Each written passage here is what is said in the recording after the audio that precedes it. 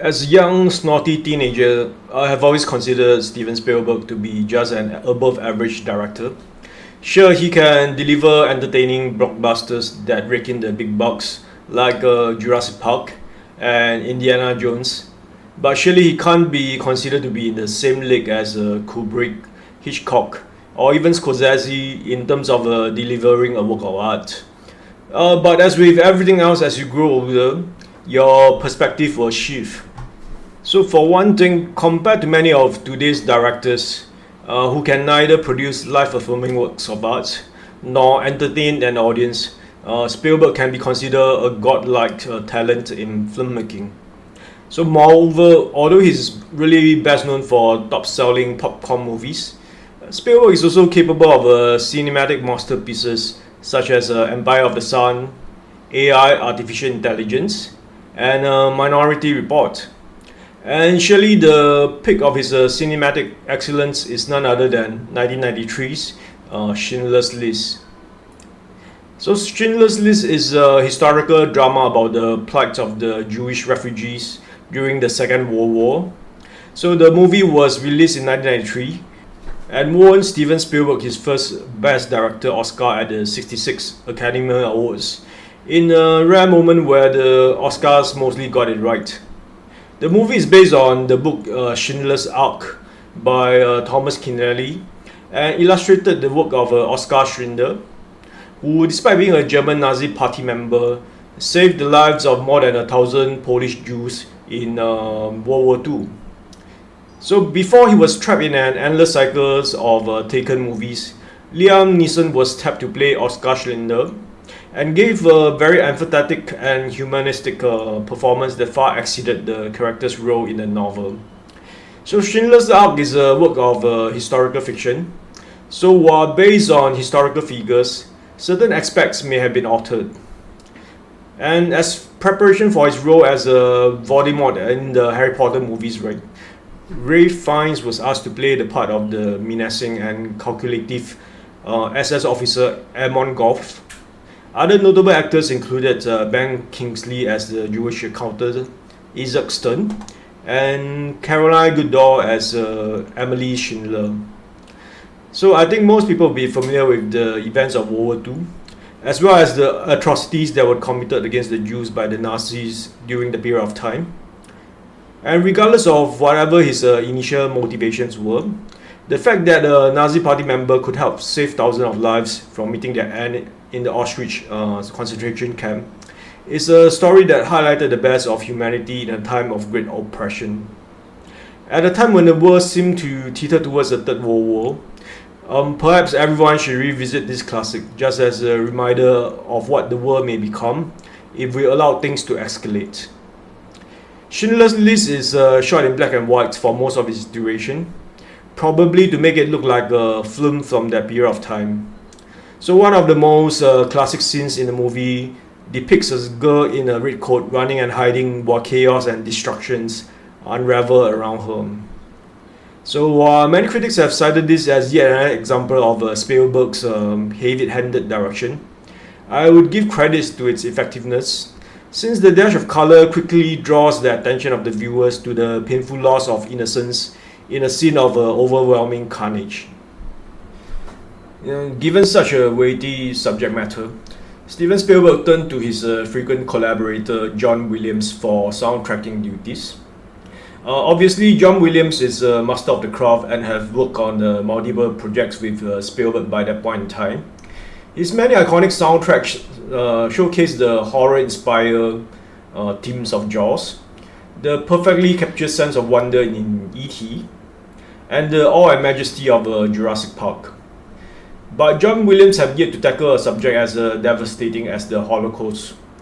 Initially, he turned down Spielberg's request to score the film, telling Spielberg that "You need a better composer than I am for this film."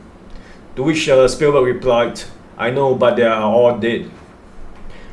In turn, John Williams collaborated with Israeli-American violinist Itzhak Perlman on many of the themes within the movie. Itzhak Perlman, who is a virtuoso violinist, lent many of the violin pieces in the soundtrack a very mournful and haunting tone that make up the emotional core of the movie. In an interview with a BBC Music magazine, Perman stated that, "When I asked what they would like me to play, 99% invariably requested that music. And it doesn't matter where I am. I could be in Europe, the US, the Far East, South America." I spoke to John Williams about it recently, and we couldn't quite understand why. Perhaps it's the subject matter. It's such a simple piece after all. I mean, I understand why, but then again, I'm not a classical musician who places a technical proficiency above all else. The centerpiece of the soundtrack would be the main theme with the haunting violin solo played by Itzhak Perlman. It is a repeated motif that occurs in many parts of the movie, but most notably in the movie's ending, when the movie transitioned back to color to show the Jewish survivors remembering Oskar Schindler.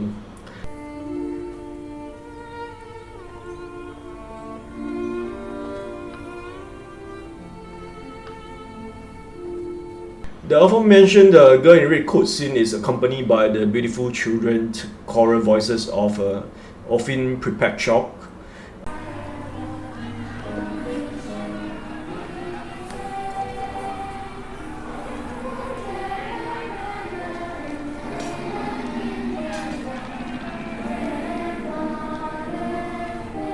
It is a beautiful piece that both underscores the heartbreaking scene and Schindler's realization of his desire to do more. Immolation is another quiet piece that is used in a frightening incineration scene.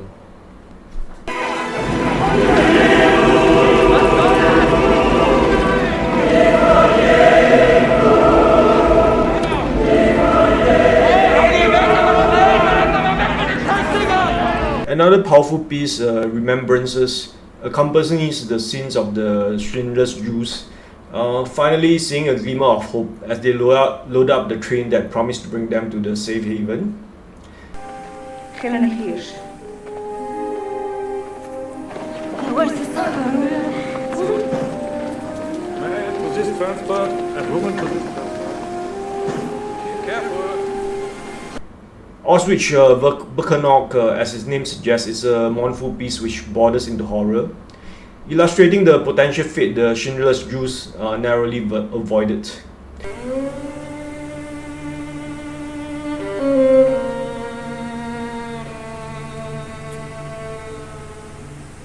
So as the movie comes to a close, we hear the life-affirming anthem of Jerusalem of Gold, which signifies a more hopeful future.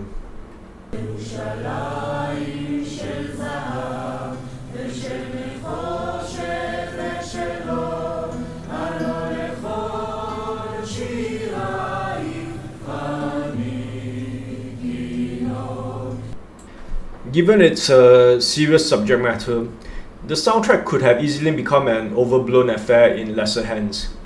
However, Williams showed remarkable restraint in his compositions, often opting for solo violin and piano pieces, rather than a full-blown orchestra to highlight the many scenes of horrors and atrocities, while never forgetting the human element of it all. The inclusion of the Jewish choir pieces also tie back to the resilience of the Jewish survivors and remind us that hope can survive even in the darkest of times. Steven Spielberg, of course, continued to direct or produce many successful movies in the years after Schindler's List. Some other highlight of his huge filmography includes 1998's Saving Private Ryan, 2002's Minority Report, and the more recent Fabelmans. However, very objectively speaking, he never quite reached the critical heights of Schindler's List again. I suspect for many people, the same can be said about John Williams' soundtrack for the movie. In my humble opinion, Schindler's List is a must-watch movie. So even if you don't particularly enjoy a period drama that took place during the World Wars, simply put, it's a movie about the worst of humanity, but at the same time, it is also about the best of humanity. Obviously, after you watch the movie, give a soundtrack a listen, as it is still available on most streaming platforms. And once again, thank you for listening.